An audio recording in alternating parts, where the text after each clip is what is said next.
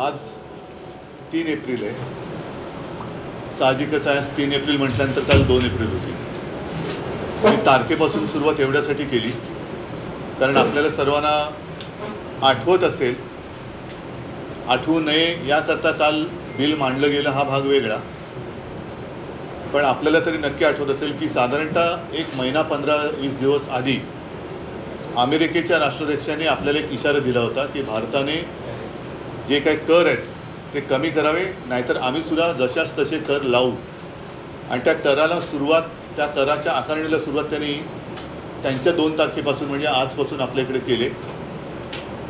Share market कोसळलं आहे अशी बातमी आहे.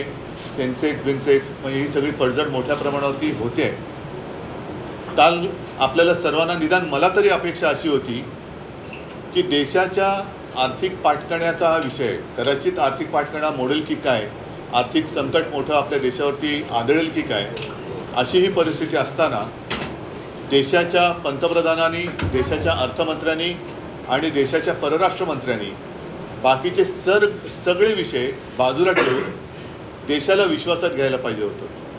ह्या संकटाचा मुकाबला आपण काय करणार आहोत, आपल्याला काय पावलं उचलण्याची गरज आहे, आपण काय केलं तर त्याचा परिणाम काय होईल, त्याचा दुष्परिणाम काय होईल. आणि अशी जर का काल त्यांनी भूमिका घेतली असती तर आणखीन एक गोष्ट सांगतो की मी जेव्हा मुख्यमंत्री होतो तेव्हा चीन घुसला होता आपल्या देशामध्ये, अरुणाचल वगैरे त्या भागामध्ये. कोरोनाचा काळ होता. माननीय पंतप्रधानांनी त्यांनी व्हिडिओ कॉन्फरन्स घेतली होती. म्हणजे ते सुद्धा तेव्हा घरी बसून काम करत होते. देशातल्या सगळ्या राज्यातल्या मुख्यमंत्र्यांना आणि प्रमुख पक्षाच्या नेत्यांना त्यांनी व्हिडिओ कॉन्फरन्सिंगद्वारे विश्वासात घेतलं होतं. आम्ही सगळ्यांनी एकमुखाने त्यांना सांगितलं होतं की आपण देशाचे पंतप्रधान आहात, आपण देशाच्या हिताचेच निर्णय घ्याल अशी आम्हाला खात्री आणि विश्वास आहे. आपण याबाबत जो काही निर्णय घ्याल त्याला आमचा पाठिंबा असेल. जर त्याच पद्धतीने हे देशासमोर येणारं आर्थिक संकट सगळ्या देशवासियांना त्यांनी सांगितलं असतं आणि सगळ्यांना विश्वासात घेऊन आपण काय पावलं उचलणार आहोत हे सांगितलं असतं तर बरं झालं असतं. आम्ही एकमुखाने एका क्षणाचीही चर्चा न करता त्यांना पाठिंबा दिला असता. दुर्दैवाने तसं झालं नाही. उलटं आता असं वाटते की त्याच्याकडे दुर्लक्ष व्हावं. आपण काही त्यांच्याकडे काही करू शकत नाही कारण पाकिस्तानला इशारा देऊ शकतो, चीनला देऊ शकत नाही, अमेरिका तर फार दूर राहिली. आणि मग काय करायचं, असं आहे त्याने ते जे काय करतील ते भोगत बसायचं आणि ते भोगतोय हे आपल्याला कळू द्यायचं नाही, म्हणून मग कुठेतरी वेगळे विषय काढायचे. आता हा एक खरा महत्त्वाचा मुद्दा. आज तरी मी अपेक्षा करतो आहे की आज तरी अधिवेशन सुरू आहे लोकसभेत आणि राज्यसभेत, सगळे विषय बाजूला ठेवून या आर्थिक संकटाबद्दल आपल्याला, आता पंतप्रधान मला वाटतं परदेशात गेले, परराष्ट्रमंत्री कुठे आहेत काही कल्पना नाही, अर्थमंत्र्यांनी तरी एक आवाहन केलं पाहिजे, बाकी गृहमंत्र्यांचा तर काय आनंदच आहे, पण त्यांनी देशाला शासकीय भाषेत अवगत केले पाहिजे. पण तशी अपेक्षा करणं यांच्याकडनं हे खूप, मला असं वाटतं चुकीचं ठरेल. पण त्यांनी हे खरं करणं आज गरजेचं आहे. असो, नुकतीच ईद झालेली आहे. त्या ईदच्या वेळेला या सगळ्या लोकांनी ईदच्या मेजवान्या झोडल्यात. ईदच्या मेजवान्या झोडून ठेकर देऊन काल वक्फ बोर्डाचं बिल मांडलेलं आहे. योगायोग असा आहे की किरण रिजिजू यांनी हे बिल मांडलं. आता हे किरण रिजिजू यांनीच एकेकाळी गोमांस खाण्याचं समर्थन केलं होतं. त्यांनीच वक्फ बोर्डाच्या सुधारणेचं बिल मांडलं. हा योगायोग किंवा ठरवून आणलेला योगायोग आहे. नेमकं भारतीय जनता पक्ष करतंय काय तर हेच कोणाला कळत नाही आहे. कारण कधीतरी सांगायचं औरंगजेबाची कबर खोदणार, मग त्यांची लोकं कुदळ फावडी घेऊन जातात, खाण्याला सुरुवात करतात, मग वरनं आदेश द्यायचा नाही नाही नाही खोदू नका, परत माती टाका, मग परत माती टाकतात. मग मध्येच म्हणायचं मशिदीत घुसून मारणार, लोक मारायला जातात, त्यांना सांगा थांबा थांबा थांबा, ते तुमचे बाकीचे हत्यार बाजूला ठेवा, हे सौगाते मोली घेऊन जा. म्हणजे हे कळत असणं नेमकं काय चाललेलं आहे. लोकांना लढवायचं, झुंजवायचं आणि आपण आपलं राजकारणाच्या पोळ्या त्याच्यावरती भाजायच्या हे असं हे विकृत राजकारण सध्या भारतीय जनता पक्ष करते. मला काल मी साधारणतः मध्ये ही चर्चा बघत होतो. या चर्चेत वक्फ बोर्डातल्या काही सुधारणा आहेत, जरूर त्यातल्या काही चांगल्या आहेत, त्याच्याबद्दल काही वाद नाही. पण आत्तापर्यंतचा अनुभव असा आहे की यांचे दाखवायचे दात आणि खायचे दात हे वेगळे आहेत. गरीब मुसलमानांबद्दल त्यांनी जे बोलले त्याच्याबद्दल मी भाष्य करेनच, परंतु 370 कलम जे कलम काढले गेले काश्मीरमधलं, आम्ही पाठिंबा दिला त्याला. याचं कारण ज्या वेळेला तिथे जी काय अंधाधुंद एक बेबंदशाही चालू होती आणि अनेक हजारो काश्मीरी पंडित हे आपल्या देशात आपली घरं सोडून आपल्या इतर राज्यांमध्ये निर्वासितासारखं फिरत होते, तेव्हा हिंदू हृदय सम्राट शिवसेना प्रमुखांनी त्यांना महाराष्ट्रामध्ये आश्रय दिला. 370 कलम काढल्यानंतर जी एक आशा दाखवली गेली की सगळे काश्मीरी पंडित आपापल्या घरी परत जातील. आता 370 कलम काढून किती दिवस झाले, किती वर्ष झाली, त्या काश्मीरी पंडितांपैकी किती जणांना त्यांच्या जमिनी परत दिल्या गेल्या हे पहिलं त्यांनी सांगण्याची गरज आहे. म्हणजे वक्फ बोर्डाची जमीन जरूर त्याच्याबद्दल तुम्हाला काय निर्णय घ्यायचा तुम्ही घेतलाच आहे काल, पण काश्मीरी पंडितांच्या जागा तुम्ही देणार आहात की नाही परत? का त्यांना अजून त्यांच्या घरामध्ये त्यांच्या हक्काच्या देशात त्यांच्या राज्यामध्ये बिनधास्तपणाने जाता येत आहे? त्याचाही खुलासा गृहमंत्र्यांनी केला पाहिजे. त्याचबरोबरीने आपण पाकव्याप्त काश्मीरची जी जमीन आहे त्याच्याबद्दल काही भूमिका घेतलेली नाही आहे. चीन तर मी असं ऐकलं की तो जो काय कुठला लेक आहे तो पेंगॉंग का काय काय आहे पेंगॉंग लेक, तिथला जवळपास 40,000 वर्ग किलोमीटरचा भूभाग त्यांनी व्यापलेला आहे. आपण कोणीच त्याच्याबद्दल बोलत नाही आहे. ठीक आहे, वक्फ बोर्डाच्या जमिनी तुम्ही त्या ताब्यात घेणार असं दिसतंय, म्हणजेच काय की जमिनीवरती तुमचा डोळा आहे.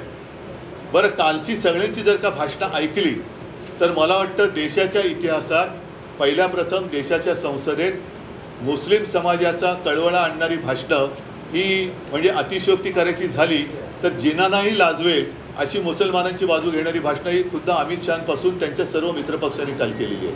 मग हे बिल नेमकं मुस्लिमांच्या विरोधात आहे का मुस्लिमांच्या बाजूने आहे? जर मुस्लिमांच्या बाजूने असेल तर त्याला विरोध करणारे आम्ही हे हिंदुत्व सोडणारे कसे? कारण मुसलमानांची ज्या पद्धतीने तुम्ही काल बाजू मांडले की गरीब मुसलमान को ये होगा, मुस्लिम महिलाओं को ये करेंगे, अमुक करेंगे, तमुक करेंगे, मग हिंदुत्व आम्ही सोडलं का तुम्ही सोडलं? कारण आमच्यावरती जो काय आरोप करताय की बाळासाहेबांचे विचार, काय आहेत बाळासाहेबांचे विचार? 95 साली जेव्हा या राज्यामध्ये सत्ता आली होती तेव्हा इथेच BKCमध्ये हिंदू हृदय सम्राटांनी त्या मुस्लिम लोकांना मोठा त्यांचा जो काही इस्तेमा म्हणून उत्सव असतो तो करण्याची परवानगी दिली होती. आज तीच जागा ह्या लोकांनी बरोबर व्यापारासाठी बुलेट ट्रेनच्या घशात घातलेली आहे. हे तुमचं हिंदुत्व आहे आणि तुम्ही आम्हाला बाळासाहेबांचे विचार शिकवणार? म्हणजे कालचे सगळे जे काय त्यांची भाषणं होती आणि सगळ्यात मला किरण रिजिजूंचं एक आश्चर्य वाटलं. अरविंद सावंत बोलल्यानंतर ते बोलले बालासाहेब के आप ये थे तब हमको ऐसा लगता था. रिजिजू साहेब, मला पण काल वाईट वाटलं की तुमच्या तोंडावर तुमच्या नाकावर टिचून नव्हे ठणकावून तुमचे मित्रपक्ष जदवीचे ते लल्लन सिंग बोलले, TDPचे त्यांचे कोणते नेते ते बोलले, एका पाठोपाठ एक त्यांची भाषणं झाली की आम्ही मुसलमानांच्या म्हणजे ते बोलले की हिताचं रक्षण करणार, आम्ही त्यांच्यासाठी अमुक करणार, आम्ही आणि हे असहाय्यपणाने म्हणजे असं चीनसमोर किंवा अमेरिकेसमोर आपली अवस्था झाली. तसं अमित शहा असतील, पियुष गोयल असतील, रिजिजू असतील, राजनाथ सिंग असतील, हे त्यांच्याकडे बघूही शकत नव्हते, खाली मान घालून लाचारीने हसत होते. म्हणजे काय परिस्थिती आली की त्यांचा आधार घेऊन हे राज्य करत आहेत. त्यांच्या तोंडावर हे ठणकावून सांगतात की आम्ही मुसलमानांचं रक्षण करणार, आम्ही अमुक करणार, आम्ही तमुक करणार. मग तुम्ही उठून सांगताय की हे बिल आहे ते मुसलमानांच्या हिताचं आहे. मग नेमकं हे बिल मुसलमानांच्या हिताचं आहे तर मग माझा प्रश्न परत तोच आहे, तर हिंदुत्व आम्ही सोडले का तुम्ही सोडलेलं आहे? कारण आम्ही त्याच्यामध्ये काही सूचना सुचवू इच्छित होतो. जसं काल अरविंद सावंत यांनी भाषण केलं की प्रत्येक जाती धर्माचे ट्रस्ट आहेत, उद्या आमचे देवस्थानाचे मंदिरांचे काही ट्रस्ट आहेत, त्या ट्रस्टवरती जर तुम्ही गैर हिंदू मुद्दामून लादलात तर आम्ही सहन करू का? आम्ही नाही सहन करू शकत. मग तशा या वक्फ बोर्डावरती तुम्ही गैरमुसलमान टाकताय, तुमचा अधिकार आहेच, तो कोणी नाकारत नाही आहे. म्हणजे या विषयावरती काल रवीश कुमार यांनी एक अतिशय चांगला व्हिडिओ केला आहे आणि त्याच्यात त्यांनी असं म्हटलेलं आहे की चंद्रबाबू पूर्वी कधी मुख्यमंत्री होते तेव्हा नाव करायची तुम्ही बघा, त्याच्यात त्यांनी उल्लेख केला आहे. जर का मी चुकत नसेल तर शामशाबाद येथे साधारणतः 1100 एकर जमीन ही विमानतळाला दिली. आता ती विमानतळाला जागा देताना राज्य वक्फ बोर्डाची परवानगी घेतली होती का, केंद्राची घेतली होती का? नसेल किंवा असेल. थोडक्यात काय की तुम्ही हे बिल न आणता सुद्धा जे तुम्हाला करायचं आहे ते तुम्ही करत होतातच. म्हणजे एअरपोर्टसाठी जागा तुम्ही घेतलीच, त्याला तो कोणी काही विरोध नाही केला. वक्फ बोर्डाच्या मध्ये जर काही अफरातफर चालली असेल तर जरूर त्याला पायबंद बसला पाहिजे, नक्कीच त्याच्यावरती पारदर्शकता आलीच पाहिजे. पण काही गोष्टी ज्या आहेत ज्या उगाचच तुम्ही उकरून काढताय, जसं आता सगळं व्यवस्थित चाललं आहे, तुम्ही आता एवढं सरकार तिसरी टर्म तुमचं सरकार आलेलं आहे आणि देशाच्या विकासाच्या गोष्टी, रोजीरोटीच्या गोष्टी या सगळ्या बाजूला ठेवून अजूनही हिंदू मुसलमान मग हिंदूंमध्ये मराठी अमराठी, मग मराठी माणसाने खायचं काय, ही तुमची दादागिरी आम्ही नाही सहन करणार, अजिबात करणार नाही. आम्ही काय करायचं, आम्ही काय करणार, हे जर का तुम्ही आम्हाला आमच्यावरती लादणार असाल तर आम्ही ते सहन करणार नाही. आता त्याच्यामध्ये काल त्यांनी जी काही भाषणं केली, दोनपैकी एक गोष्ट खरं आहे, जर आम्ही हिंदुत्व सोडलं असं कोणाचं म्हणणं असेल, काही बाडग्यांचं म्हणणं आहे असं की आम्ही हिंदुत्व सोडले, ज्यांना गद्दार जे गाणं गाजलं गद्दार, त्या गद्दारांचं म्हणणं जर का असेल की आम्ही हिंदुत्व सोडलं, मग काल तुमच्या आजूबाजूला जी मुसलमानांची तारीफ चालली होती तेव्हा तुमच्या शेपट्या कुठे गेल्या होत्या? तेव्हा तुम्ही काय सोडलं होतं? लाज सोडली होती, लज्जा सोडली होती, का तुम्ही बोलला नाहीत की आम्ही बाळासाहेबांचे विचार मानणार आहेत, आम्हाला हे मान्य नाही आहे, ही तुमची त्यांची चाललेली भलामण आहे, हे लांगुल चालन आहे, हे आम्ही मान्य करू शकत नाही, म्हणून आम्ही यातून बाहेर पडत आहोत, का बोलला नाहीत तुम्ही? आणि मग काही गोष्टी खऱ्याबरोबर खोट्या, जसं एक ती बातमी आलेली आहे, किरण रिजिजू जे बोलले की जर का मोदी सरकार आलं नसतं तर यांनी संसदेची जागासुद्धा हडपली असती. आता ही लोकसत्ता सामना नाही, लोकसत्तेच्या ऑनलाईनची बातमी आहे की वक्फ बोर्डाची वक्फ अमेंडमेंट बिल, वक्फ बोर्डाला खरंच संसदेची जागा बळकायची होती का, अशी ती लोकसत्ता ऑनलाईनची बातमी. त्याचं मी प्रिंटआउट काढलं आहे. त्याच्यात पुढे असं दिलेलं आहे की वक्फ बोर्डाने खरंच संसदेवर दावा केला होता का. दिल्लीतील वक्फ बोर्डाच्या एका वरिष्ठ अधिकाऱ्यानं नाव न सांगण्याच्या अटीवर सांगितले की मी 18 वर्षापासून दिल्ली वक्फ बोर्डात काम करत आहे. बोर्डाने संसद परिसर किंवा लगतच्या संकुलावर कोणताही दावा केलेला नाही. माननीय मंत्र्यांचा हा दावा खरा नाही. म्हणजे हे तुम्ही सगळे ही गोष्ट ही लावालावी का करताय तुम्ही? एका ठिकाणी आपण बघतो की जसं मी स्वतः परवा फोन केला होता, एक आमचा कार्यकर्ता आहे मुस्लिम पुण्यामध्ये, त्यांनी हिंदू एका व्यक्तीवरती अंत्यसंस्कार केले, मी त्याचं कौतुक केलं. आणि शिवसेना प्रमुखांनी कधी सगळे मुसलमान देशद्रोही आहेत असं कधीही म्हटलेलं नाही आहे, अजिबात म्हटलेलं नाही आहे.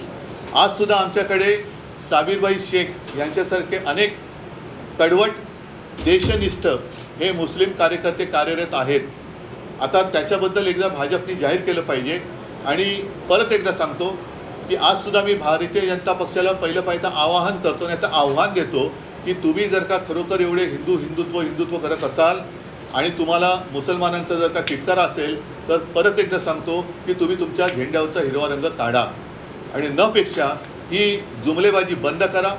गरिबांमध्ये ह्या मारामाऱ्या लावालाव्या दरवेळेला ही भाजपाची वाईट सवय आहे की फटाक्याची वाट पेटवायची आणि पळून जायचं, आणि तो फुटून सगळं झालं का मग मिरवायला यायचं की आम्हीच लावली होती वाट. पण वाट लागली त्याची जबाबदारी कोण घेणार? तर पहिली वाट लावायची, मग वाट लागल्यानंतर आपण यायचं आणि आम्हीच सगळं काही केलं. ही वृत्ती जी आहे त्याचा आम्ही विरोध केलेला आहे. थोडक्यात आम्ही बिलाला विरोध करण्यापेक्षा यांच्या ढोंगाला आणि त्याच्यानंतर या जमिनी बळकावून यांच्या व्यापारी मित्रांना ते जे काही देणार आहेत त्या भ्रष्टाचाराला विरोध केलेला आहे. अमित शहा निकाल तुमच्या खासदारांनी काही सुधारणा सुचवलेल्या आहेत बिलामध्ये, त्यात जर सुधारणा झाल्या तर तुमचं काय? तर सुधारणा काल त्यांनी करायला पाहिजे होत्या. बरं, त्याच्यामध्ये साधारणतः एकूण जे काही चित्र चाललं होतं म्हणजे प्रतिपक्ष, विरोधी पक्ष किंवा प्रतिपक्ष काय असेल ते, पण त्या ज्या काही सूचना होत्या त्यांना तुम्ही असं केलं होतं की तुम्ही मुस्लिम धार्जिणे आहात आणि हे हिंदू धार्जिणे आहेत आणि हे स्वतः जेवढं मुसलमानांचं लांगुलचालन करत होते ते बघितल्यानंतर मी म्हणेन की जिनांना सुद्धा लाज वाटली असेल की अरे आपल्याला नाही जे करता आलं ते यांनी केलं, भाजपने करून दाखवलं. म्हणजे जिनाने केलं नाही ते काल संसदेत मुसलमानांची बाजू घेऊन भाजप आणि त्यांच्या मित्रपक्षाने करून दाखवलं.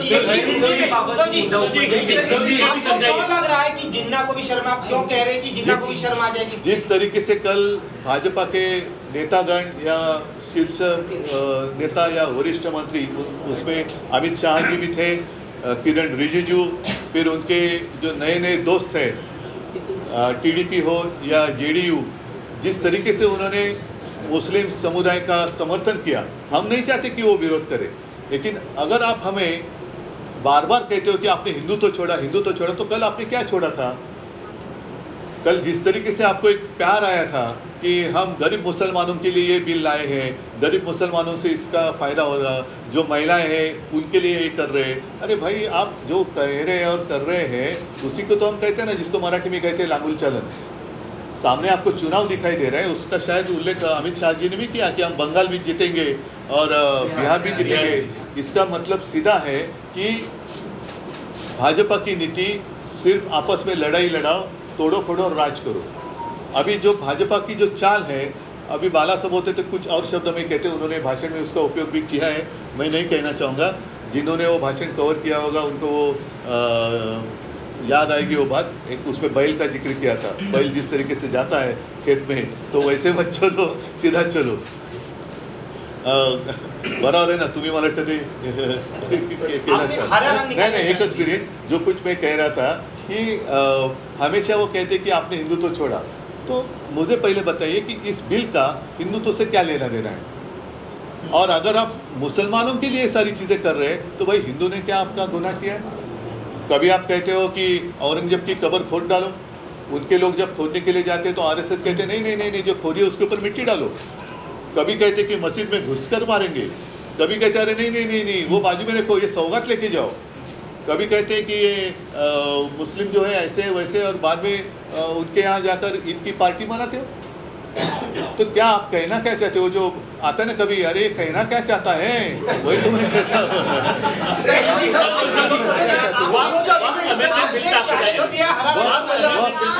कि जो बात है उसमें कुछ चीज़ें जरूर अच्छी है ना, मैं नहीं कहता, उसमें पारदर्शिता तो होनी चाहिए। अगर जहाँ भी कुछ गलत है तो गलत है, उसका समर्थन मैं या मेरी शिवसेना कभी भी नहीं करेगी। लेकिन आप जिस तरीके से वो पेश कर रहे थे, तो क्या पहले आपको भी समझ में आया है कि हम क्या कर रहे हैं? मुसलमानों के हित में कर रहे हैं कि उनके खिलाफ कर रहे हैं? ये तो पहले बताओ। और हमारा जो डर है कि आज आपने वक्फ बोर्ड की ज़मीन पर आपकी आँख है, हमारे जो मंदिर का ट्रस्ट है उनके पास भी काफ़ी सारी ज़मीन है, क्रिश्चियन लोगों के पास ज़मीन है, गुरुद्वारा के पास होगी, बौद्ध विहार के पास होगी। अगर आप मुसलमानों की बात आज कर रहे हैं, कल हमारे ऊपर भी आपकी नज़र आएगी। और फिर व्यापार आप करना चाहते हो तो सीधा करो, और अगर ज़मीन ही चाहिए तो जाओ ना, वहाँ चीन जहाँ घुस गए हैं वहाँ की ज़मीन दे दो अपने दोस्तों को। वहाँ की कश्मीर में जो पाकिस्तान घुस गया है वहाँ की ज़मीन आपके दोस्तों को दे दो। तो ये सिर्फ ज़मीन के लिए इन्होंने ये बिल लाया है, जिसका मैंने कहा ना, हमने बिल का विरोध नहीं किया है, हमने भ्रष्टाचार का विरोध किया है, हमने उनकी जो नौटंकी है उसका विरोध किया है। जिससे गरीब मुसलमान या गरीब हिंदुत्व का तो कोई लेना देना नहीं है। इससे हिंदुओं को क्या फायदा होने वाला है? उल्टा डर ये है, जो बात हमने कही कल, अरविंद सावंत जी हमारे सांसद है, उन्होंने बात कही कि हमारे शंकराचार्य जी है जिन्होंने कहा, आरोप लगाया कि केदारनाथ मंदिर से 300 किलो या कुछ ज़्यादा ही सोना गायब हो गया। कुछ किसी ने बात की, हाँ।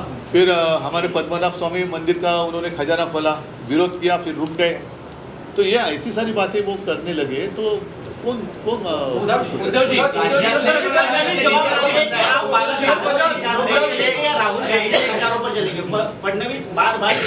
पहले फडणवीस को मैं पूछना चाहता हूँ कि आप अटल जी के विचारों पर चलेंगे या नवाज शरीफ के विचारों पर या जिना के विचारों पर चलेंगे? क्योंकि कल जितनी सारी बात हुई है वो जिना से भी बढ़कर हुई है। तो क्या आप जिना की ओर चल रहे हैं? और बाला साहब की विचारधारा, शायद आप छोटे थे, बच्चे थे, तो बाला साहब ने इस्तेमा के लिए जो जगह दी थी, जो आपकी सरकार ने बुलेट ट्रेन को दे दी। फिर इतना ही नहीं, अगर मैं गलत नहीं कहूँ तो उस समय बाला साहब ने कहा था मनोज जोशी जी को और गोपीनाथ मुंडे जी को कि जितने सारे लोगों के प्रार्थना कर, म्हणजे ज्याला आपण प्रार्थना स्थळ म्हणतो, मतलब मंदिर असेल, दरगाह असेल, काही असेल, जितने लीगल है उनको और FSI दे दो। तो ये बाला साहब ने कहा था। तो बाला साहब के विचार, पहले आप बच्चे थे उस वक्त, आप हमें मत सिखाओ।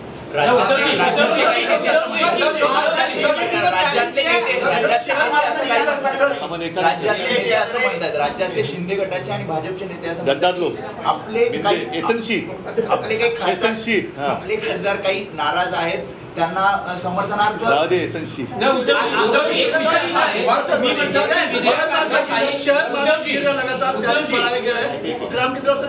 लगातार शहर मार्केट गिर रहा है। हाँ, ये काफ़ी महत्वपूर्ण बात है। मैंने जैसे पहले मराठी में कहा, उसको दोहराता हूँ। मैं आज मेरा आग्रह है, क्योंकि देश के हित के लिए जो भी करने की ज़रूरत है वो प्राथमिकता होनी चाहिए। कल मेरी अपेक्षा थी कि बाकी अन्य सारे विषय बाजू में रखकर ट्रंप ने जो टैरिफ लगाए हैं जिससे हमारा नुकसान होने जा रहा है उसके ऊपर बात करें। कल की पूरी चर्चा के दौरान पता नहीं, शायद अर्थमंत्री थी या नहीं थी, परराष्ट्र मंत्री दिखाई दिए या नहीं दिए, प्रधानमंत्री थे या नहीं थे, लेकिन आज बाकी सारे विषय बाजू में रखकर आज राज्यसभा और लोकसभा में ये जो संकट हमारे ऊपर मंडरा रहा है उसके लिए हम क्या करने जा रहे हैं, क्या करना चाहिए, सबको अवगत करना चाहिए। और मैं भरोसा विश्वास दिलाता हूँ कि देश के हित के लिए अगर आप कुछ वहाँ करना चाहते हो कि नहीं अमेरिका ने ऐसे किया तो हमें ये करना पड़ेगा, तो हम उसका समर्थन करेंगे, लेकिन ये करो, ये देश के हित के लिए।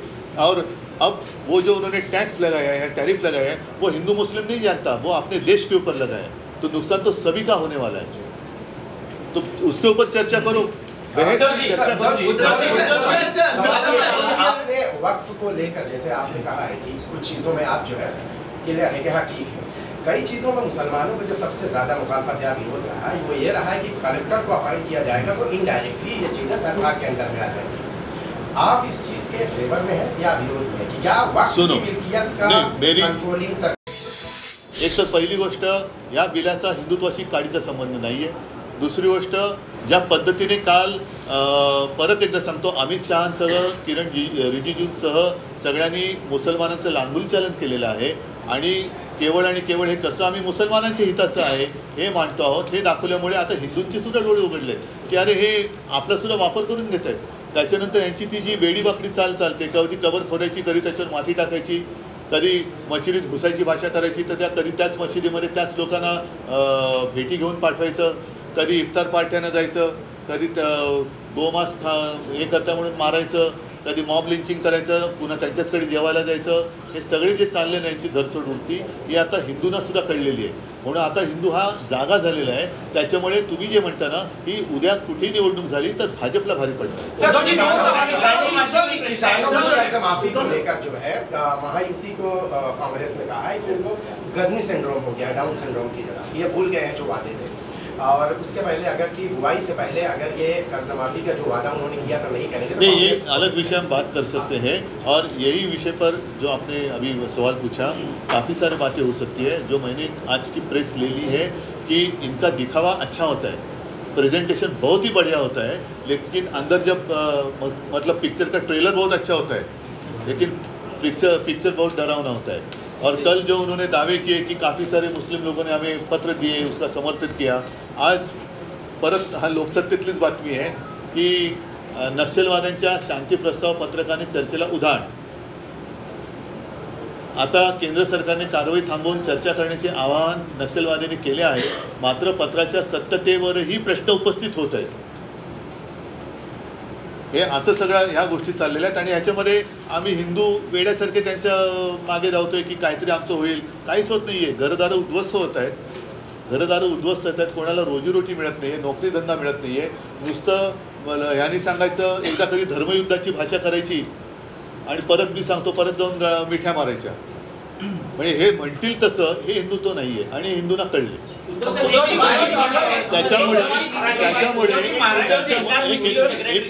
त्याच्यामुळे मी भाजपला खरंच धन्यवाद देईन की कालचं त्यांनी तो जो काय वक्फ बोर्डाचा विषय घेतला त्याच्यामुळे देशातल्या तमाम हिंदूंसह सगळ्यांचे डोळे उघडले की भाजपचं खरं रूप काय हे लोकांच्या समोर आलं। बीजेपी को अपना हरा झंडा निकालना चाहिए। हरा झंडा नहीं, अगर वो हिंदुत्ववादी है और हमारे ऊपर जो आरोप लगाते हैं कि आपने हिंदुत्व को छोड़ा, तो आपको अगर इतनी नफरत है तो आप हरा कलर निकालो ना। महाराष्ट्र सरकार ने एक आदेश निकाला है जिसमें कहा गया है कि कोई भी फाइल हो वो अजीत पवार से लेकर एकनाथ शिंदे के तरफ से ऊपर सीएम तक जाएगी। क्या इस सरकार को खुद ही के एलाइंस पर विश्वास नहीं है, जहां पर एक ये इस तरह का जो माहौल है जो ये रही अपनी यहाँ की बात। लेकिन मैं और एक बार बात दोहराऊंगा कि कल जिस तरीके से उन्होंने उनकी जो अलायंस की पार्टी है आरजेडी या जेडीयू और टीडीपी, और जिस तरीके से उन्होंने सीना तान कर कहा कि वो मुसलमान के हित की रक्षा करेंगे, कोई एक की भी हिम्मत नहीं हुई, ना अमित शाह की हुई, ना राजनाथ जी की हुई कि उन्होंने कहा था कि ऐसे नहीं कहना चाहिए, हम ये हिंदुत्व के खिलाफ है, चुप बैठो। नहीं कह सके क्योंकि वो लाचार है, उनकी जरूरत, उनकी सहायता लेके वो सरकार चला रहे हैं, वो क्या हमें हिंदुत्व सिखाएंगे। आता हा एकच मुद्दा आहे, हा 1914 आपला 2014 ज्या वेळेला आम्ही हिंदूच होतो आणि युती भाजपने तोडली होती, आम्ही नव्हती युती तोडली, आणि तेव्हा स्वतंत्र भाजपाचा हा स्वतंत्र फेकूनामा होता, नाही काय जाहीरनामा होता, त्याचं हे कवर आहे, त्याच्यामध्ये हे वाक्य आहे, हे ह्या वाक्याचा अर्थ कोणीतरी मला माहिती आहे, आता तुम्ही हास्यजत्रा बघत असेल तर ते आहे ना सुमारे वगैरे, कोई मुझको मुझे कान में आकर ऐसा करके बता तर ह्या शब्दाचं हे मुस्लिम दार्जिने हिंदू दार्जिने कोणाचं आहे, त्यांनी सामाजिक न्याय या सदरात म्हटलेलं आहे की वक्फ बोर्डाच्या जमिनींवर घुसखोरी करणाऱ्यांवर कारवाई करून या जमिनी परत करणार, ज्या प्रकरणात न्यायालयाने बोर्डाच्या बाजूने निर्णय दिले आहेत त्याची काटेकोरपणे अंमलबजावणी करणार। आता त्या भारतीय जनता पक्षाचा जाहीरनामा आहे, फडणवीसांना विचारा हे कोणाच्या पावलावर पाऊल टाकून तुम्ही वचन दिलं होतं, जिनाच्या की अटलजींच्या? हे मोहम्मद अली जिनाच्या पावलावर पाऊल टाकून तुम्ही वचन दिलं होतं की अटलजींच्या पावलावर पाऊल ठेवून का मोदींच्या नवाज शरीफचा केक खाल्ल्यानंतरचं पाऊल आहे?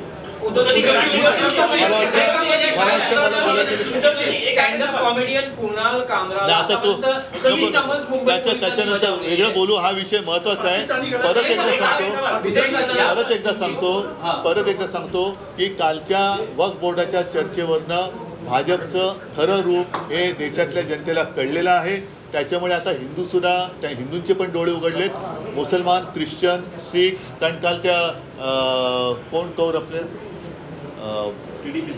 नाही बादल नाही अकाली दलाच्या नाही रे, त्या महिला आपल्या हरदीप सिंग कौर, त्यांनी अप्रतिम भाषण केलेलं आहे, त्यांनी पण अप्रतिम भाषण केले, आणि सगळ्यांच्या मनात आता ही भीती आहे की आज हे पहिलं पाऊल यांनी मुस्लिम ट्रस्टवरती टाकले, उद्या जैनांच्या टाकू शकतील, ख्रिश्चनांच्या टाकतील, कारण त्यांच्याकडे पण संपत्ती आहे, शीख लोकांच्या टाकतील, अगदी बौद्धांचे येईल, हिंदूंच्या तर आहेच आहे, तर हे आत्ताच सगळ्यांनी जागा होण्याची गरज आहे। सगळ्यांना धन्यवाद, जय हिंद, जय महाराष्ट्र।